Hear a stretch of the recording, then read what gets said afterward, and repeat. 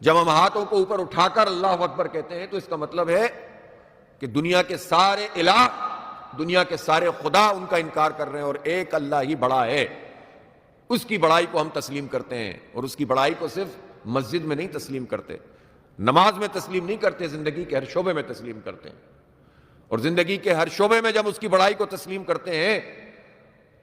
اور اس کی مرضی کے خلاف سسٹم چل رہا ہو، ظلم ہو، فساد ہو، جبر ہو، طاقتوروں کی بالادستی ہو، دنیا میں انسان انسانوں کے آقا اور خدا بن بیٹھے ہوں۔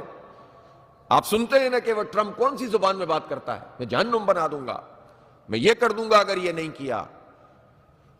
اور اس کو یہ غرہ ہے، اس کو یہ طاقت، اس کو یہ گمان ہے کہ ہم بہت بڑے ہیں، ہم بہت اسٹرانگ ہیں، ہمارے پاس ٹیکنالوجی بہت بڑی ہے، ہماری فوجیں بہت زیادہ ہیں، اور ایک طرح سے وہ طاغوت بن کر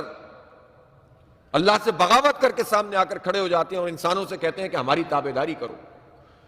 تو جو اللہ کو کہتا ہو کہ اللہ اکبر، اور صبح اور شام کہتا ہو، ہر رکعت میں کہتا ہو، بار بار کہتا ہو، وہ کیسے کسی دنیا کے خدا کو تسلیم کر سکتا ہے، اس کی خدائی کو مان سکتا ہے؟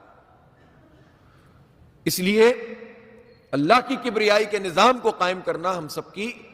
اجتماعی طور پر ذمہ داری ہے۔ وقت گزرنے کے ساتھ ساتھ یہ تصور لوگوں میں سے ختم ہوتا چلا گیا کہ ہماری اجتماعی ذمہ داری کیا ہے، اور نماز کو محض عبادات کا جو دین ہے اس کو محض عبادات کا مجموعہ بنا کر پیش کیا گیا،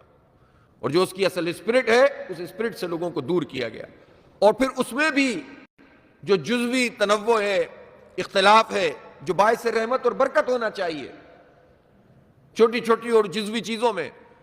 اسی کو اصل دین بنا کر لوگوں نے دکانداری قائم کر لی، لوگوں کو فرقوں میں تقسیم کر دیا، مسلکوں میں بانٹ دیا۔ اربوں انسانوں کے اوپر چند انسانوں کی بالادستی کا نظام موجود ہے،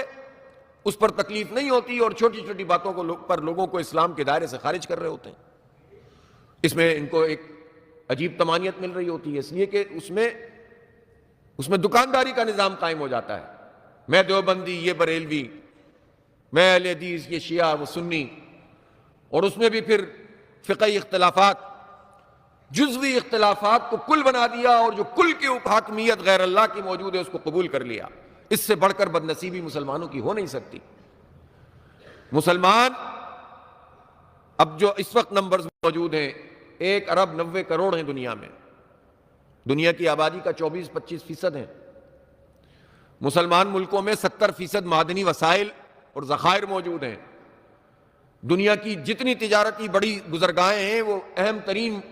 گزرگاہیں مسلمان ملکوں سے اور ان کے علاقوں سے